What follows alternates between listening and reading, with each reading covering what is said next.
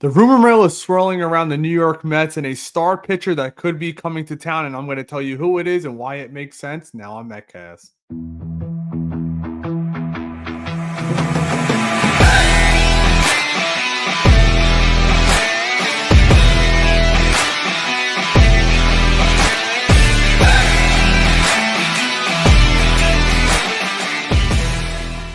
All right, Met fans, here we go. Rumors are starting to swirl. You're starting to hear certain teams are linked to certain players. We had Will Salmon on the other day, and he talked about our number one guy, Corbin Burnes, potentially staying with the Orioles. Now, I know that's very disappointing for a lot of Met fans to hear, but for me, he's number one on the chart. But there is a close second, and unfortunately, this guy can only be acquired through the trade market. It would cost an absolute boatload. I know Metsmerize did an article on this guy earlier, and that is none other than Chicago White Sox starting pitcher Garrett Crochet. And let me explain to you something why he is such a special player. A lot of people have been throwing his name around, but we haven't got to see him in depth in what he does. We posted a highlight video not too long ago, and he is 6'6", 245, and 25 years old, heading into his age 26 season. And it's not like last year was his only good year. When we scroll down to check out his statistics over the last,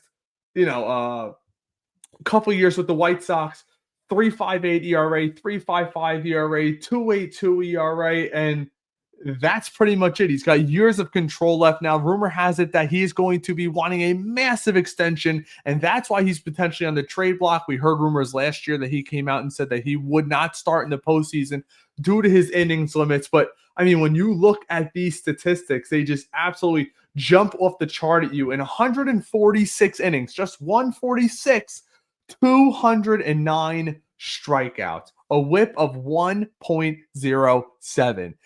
The Mets acquire a guy like that. He's immediately the ace of the staff. You have him under control. Maybe you give him an extension. It would probably be more team-friendly because I don't see a team just ripping up the last couple of years of arbitration. So maybe you sign him now through his age 32, 33 season where you'd be signing a guy like Corbin Burnes probably until he's 36, 37. I mean, the numbers just jump off the chart at you.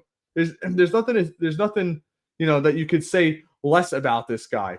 He was the ace of the Chicago White Sox, probably outside of Skubal, the best pitcher in the American League last year. And for me as a Met fan, I'm just happy to see that David Stearns is going down all avenues. We heard during his press conference, a lot of people kept bringing up to him, well, what about this free agent? What about that free agent? And David Stearns was very quick to jump on the fact that we're open to exploring trades. Now, I know a lot of teams and obviously Met fans, including myself, I am the number one guy to go get Juan Soto. Go get Juan Soto, bring him into this organization. But we see Francisco Lindor is out west. Carlos Beltran had a very interesting quote, and I have it pulled up for you guys right here. Just give me 1 second to pull this up for you.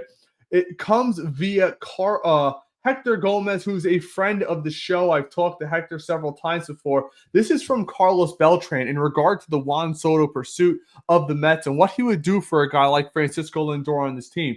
It would be something great for the New York Mets to sign Juan Soto. Not only are they adding a hitter, but they have a player that you could build around. He is extremely young. We all know he's 26 years old, and that's why he's going to command the money that he's going to get.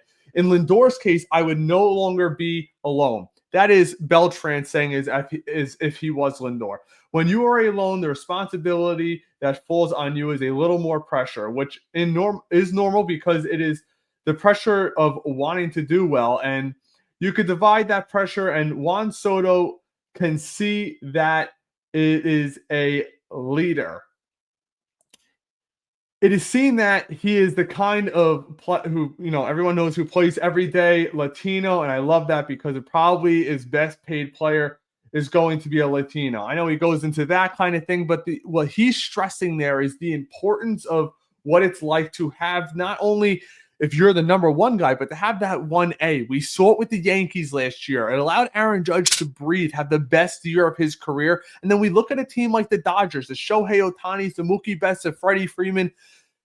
it allows your stars to not all have to be on at once. You're telling me you add a guy like Juan Soto, you bring back a Pete Alonso, it completely transformed this lineup, especially when you look at some of the kids that the Mets have coming through the system, the Ryan Cliffords, the Drew Gilberts, the Jet Williams, the Acuñas, who will probably be up this year if he's not included in a Garrett Crochet deal, which I believe if that deal does happening, that's going to be the number one chip that they're going to be looking for in Chicago, potentially with a Brett Beatty. I know Ronnie Mauricio's name is kind of been floated about, but he's coming back off a major injury. But for me, the Mets options right now, obviously Soto's number one. I think most of us agree on that. We want him to be a Met. We've been clamoring for it for years. But a close 1A is Garrett Crochet.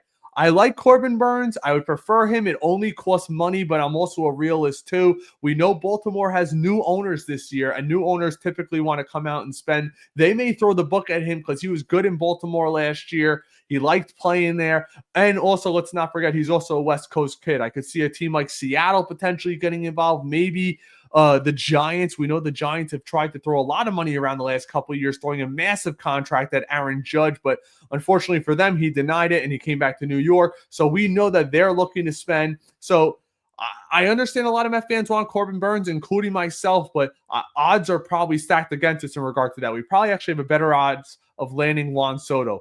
Let me know what you think down in the comments. Please subscribe and like. It helps the channel so much. Do you want a guy like Garrett Crochet? What would be the ideal trade for you? Let's try to be realistic, Met fans. You have to give to get. And that's one thing we have to remember.